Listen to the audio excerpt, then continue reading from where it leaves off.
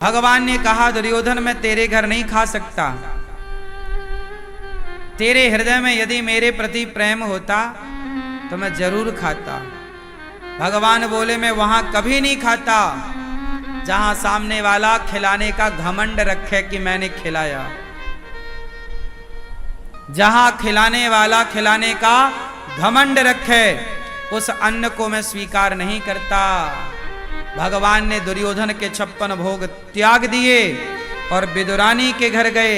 काकी बड़ी भूख लगी है, एक खिला रहा है तो खा नहीं रहे और दूसरे के घर जाकर मांग रहे हैं, माँ बड़ी भूख लगी है, काकी कुछ खाने को दे दे। काकी बोली अभी तो कुछ नहीं है, साग पक रही है कन्हैया। तो मैया गई और बगीचे से फल केला तोड़ कर लाई और वो भाव में ऐसी डूब गई काकी कि उसे पता ही नहीं चला कि छिलके कहाँ हैं और फल कहाँ है। छिलका छीलती, केला का फल फेंकती और छिलका कृष्ण को देती और भगवान उनके प्रेम में डूबकर छिलकों का भोग लगाते हैं। ये भगवान है। न जाने कौन से गुण पर दया निधि रीझ जाते, यही सदग्रंथ कहते हैं, यही हरिभक्त गाते हैं। नहीं स्वीकार करते वो निमंत्रण दुर्योधन का, नहीं स्वीकार करते वो निमंत्रण दुर्योधन का। विदुर के घर पहुंचकर भोग छिलकों का लगाते हैं। न जाने कौन से गुण पर दया निधि रीझ जाते। बड़े दयावान हैं भगवान। काकी भगवान को छिलका, अच्छा बेचारी उस काकी की भी तो गलती नहीं थी विदुरानी की, वो तो भाव में डूब गई। पता नहीं चला ना उसे कि वो मैं छिलका खिला रही हूं कि केला खिला रही हूं। वो तो कन्हैया के प्रेम में विह्वल हो गई, बह गई और वो बेचारी छिलका देती गई। और धन्य है भगवान के एक बार नहीं कहा कि काकी जी कोई छिलका भी खाता है क्या, नहीं, एक बार नहीं बोला और उनके छिलकों को खाया। ये देखो भगवान की दयालुता। तुम भगवान को 56 भोग लगाते हो, यदि इस घमंड से लगाते हो कि मैं लगा रही हूं, मैं लगा रहा हूं, तुम्हारे इस घमंड को स्वीकार नहीं करेंगे। यदि प्रेम है तो प्रेम के तुम झूठे बेर खवाओगे ना, छिलके खिलाओगे ना। खड़ा चावल सुदामा ने क्या चावल दिए, मुट्ठी भर चिवड़ा दिया। भगवान भाव का भूखा हूं मैं, भाव ही एक सार है और भाव से भजले मुझे तो भव से बेड़ा पार है। भावग्राही जनार्दना। भगवान ये नहीं देखते कि आप कितने धनवान हैं, आप कितने अमीर हो, कितने गरीब हो, आपकी जाति क्या है, आपका धर्म क्या है। भगवान ये कुछ नहीं देखते। भगवान तो सिर्फ ये देखते हैं कि आपके अंदर भगवान के प्रति भाव और प्रेम कितना है। वो प्रेम है तो तुम्हारी हर चीज स्वीकार है और प्रेम नहीं है तो कहां स्वीकार है। प्रेम है तो प्रेम से एक पुष्प चढ़ा दो, स्वीकार है। पत्रम पुष्पम फलम तोयम, एक पत्ता चढ़ा दो, एक पुष्प चढ़ा दो, एक आंसू चढ़ा दो, एक बूंद जल चढ़ा दो।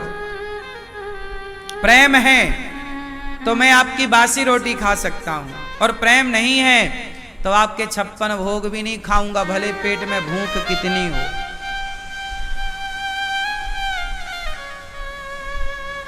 क्यों खाएं? प्रेम मोहन प्रेम बिना नहीं मिलते, चाहे कर लो कोटि उपाय।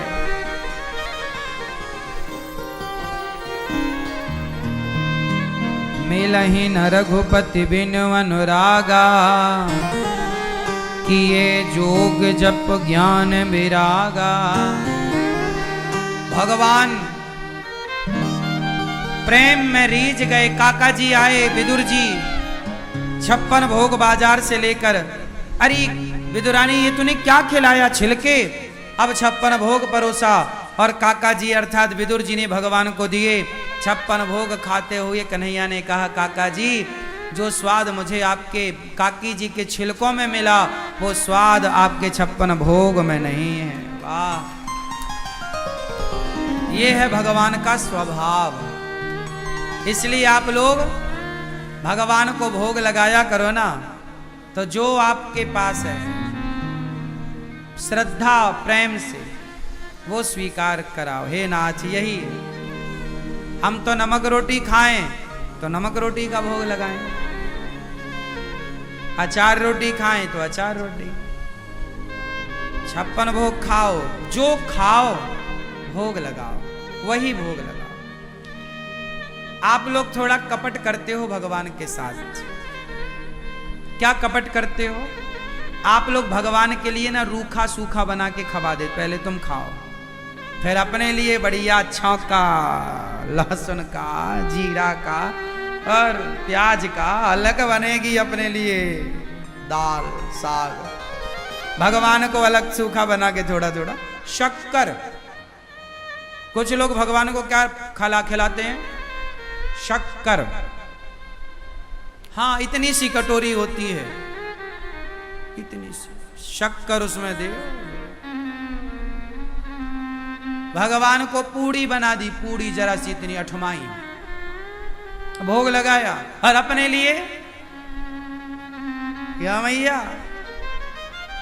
ओ महाराज जी हमारा थोड़ा स्वाद अलग है। हाँ, स्वाद बड़ा अलग है तुम्हारा।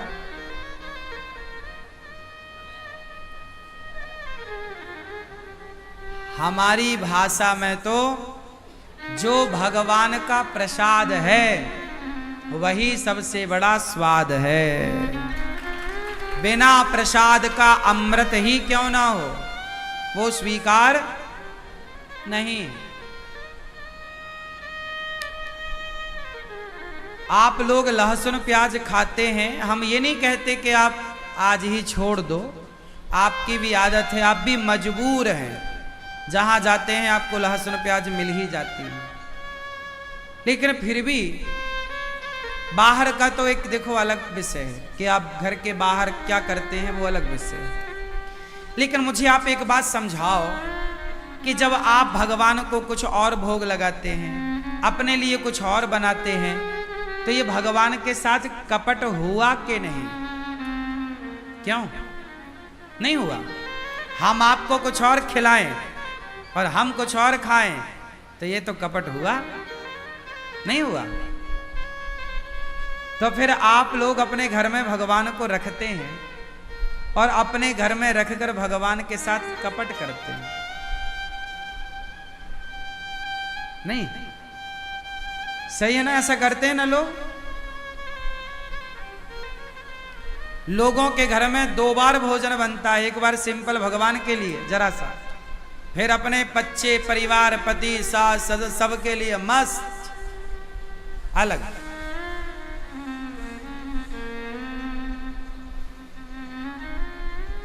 ऐसे तो श्रवण कुमार की पत्नी करती थी। श्रवण कुमार की पत्नी अपने पति को अलग बनाकर खवाती थी और अपने सास ससुर के लिए अलग बनाती थी। अपने सास ससुर के लिए मट्ठे की छाछ की खट्टी खीर बनाती थी, महेरी सफेद। और अपने पति के लिए दूध में चावल डालकर मिश्री डालकर पकाकर खीर बनाती। दोनों दिखने में एक सी थी। एक चावल छाछ में पकता था, मट्ठे में मही में, और दूसरा चावल दूध। जो चावल दूध में पकता है वो खीर है। और आप बताओ कि आप लोग भी कभी ये बनाए हो ना? छाछ में चावल डालकर उसे पकाओ, आप क्या बोलते हैं उसे आपकी भाषा में? हमारे यहां महेरी बोलते हैं। तो जो श्रवण कुमार की पत्नी है वो दूध में चावल डालकर खीर बनाती है पति के लिए, और छाछ में चावल और नमक डालकर खट्टी वाली महेरी बनाती है सास ससुर के लिए। एक दिन क्या हुआ, और दोनों दिखने में एक से दिखते हैं ना। श्रवण कुमार सामने खाते पिता के, और वो ये सोचते कि मेरी पत्नी रोज खीर बनाती है मेरे पति पिता के लिए। एक दिन क्या हुआ कि पिता की थोड़ी थाली गरम, तो श्रवण कुमार ने अपनी थाली पिता को दी और पिता की थाली, तो जब पिता की थाली खुद ली तो पिताजी ने जब खीर खाया, क्योंकि श्रवण कुमार की थाली में तो खीर थी, तो जब खीर खाया तो पिताजी बोले, बेटा श्रवण, आज क्या घर में कोई उत्सव त्योहार है क्या? नहीं पिताजी। क्यों? अरे आज घर में खीर बनी है। श्रवण कुमार बोले, खीर तो आप रोज खाते हैं, मैं रोज देखता हूं। पिताजी बोले, बेटा खीर थोड़ी खाता हूं मैं तो महेरी खाता हूं रोज, खट्टी वाली। ना पिताजी। अब पिता की थाली श्रवण कुमार ने चखी तो वो खट्टी वाली। श्रवण कुमार के पिता ने कहा, बेटा बरसों से आज, कई वर्षों बाद पहली बार आज खीर खाए हैं।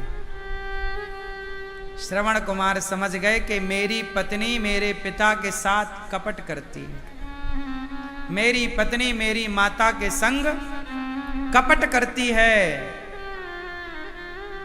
चूल्हे की तरफ, रसोई की तरफ गए तो उनकी पत्नी ने एक ऐसा बर्तन बना रखा था कि उसका मुंह तो एक था, बर्तन तो एक था, पर अंदर एक तरफ महेरी पकती थी और एक तरफ खीर पकती थी, पेट दो थे, ताकि उसका पति कभी पकड़ ना पाए। पर चोरी तो आज नहीं कल पकड़ी ही जाएगी।